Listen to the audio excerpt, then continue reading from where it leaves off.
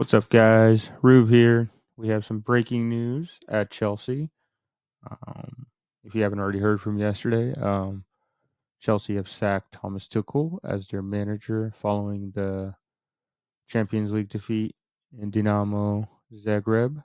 And of course, they've just appointed Graham Potter as their new head coach on a 5-year contract.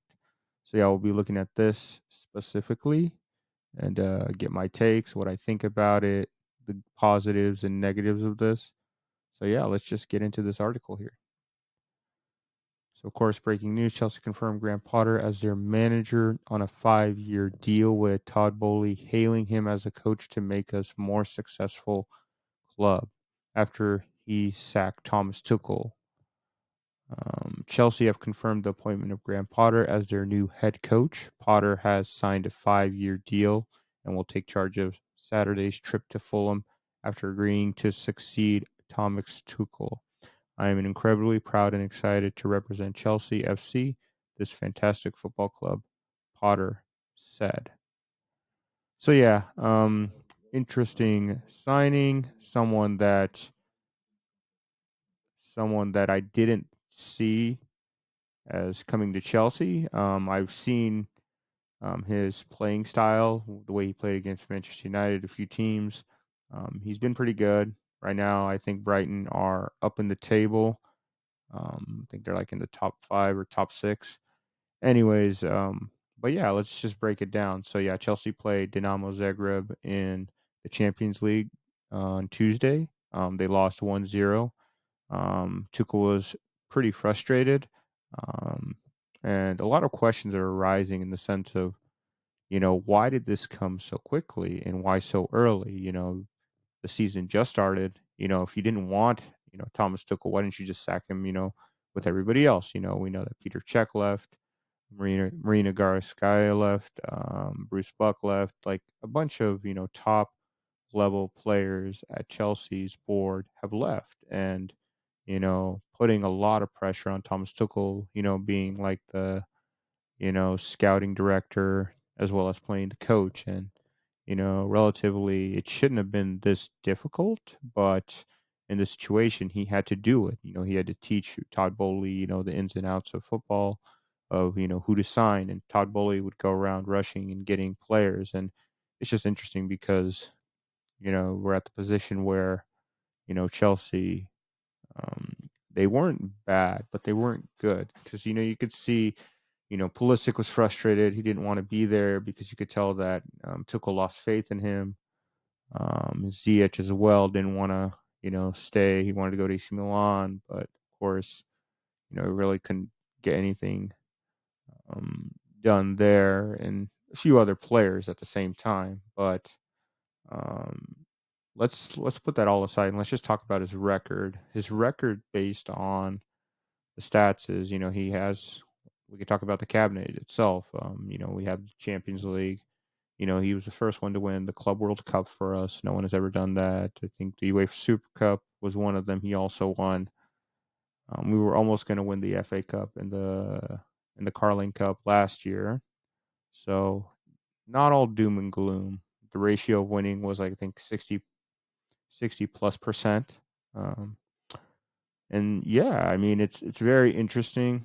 Graham Potter, if we can just shift to the side, Graham Potter is a known coach. He's someone that people say is going to be a top manager. And my question is, why now? Like, why not? And a lot of journalists are saying it too. Why not do it in the beginning of the season? That way Potter could get his players. Now that you spent already 300 million, on players, and you just sack him within 7 days of the window closing, it's just unheard of. Or however many days the window did close, and it's interesting. A lot of people like this. The signing, I'm not sure about it. I rather went with Pochettino. Pochettino is someone I think who can get, the best out of players. But hey, we'll see. I do hope that he does well, but we'll see how things work out. Zidane was also in the mix, and a few other, top managers as well. But of course, it is a shock to all of us, and we just signed all these players, and yet, Tuchel is gone now. His system was already fading. You could tell people were tired of the backwards passing, side to side. Not really much, help for the strikers. And the idea was to play the little chess match. But at the end of the day, you could kind of see that people have figured out Thomas Tuchel's tactics, especially against Leeds when we lost 4-0. It was kind of embarrassing in the sense of, man, like, where did we go here? Like, why didn't we do better? So it's important for us to realize that no job is forever. We all know this, whether it's in the corporate world. The reality is, you have to perform at a high level, especially in this situation.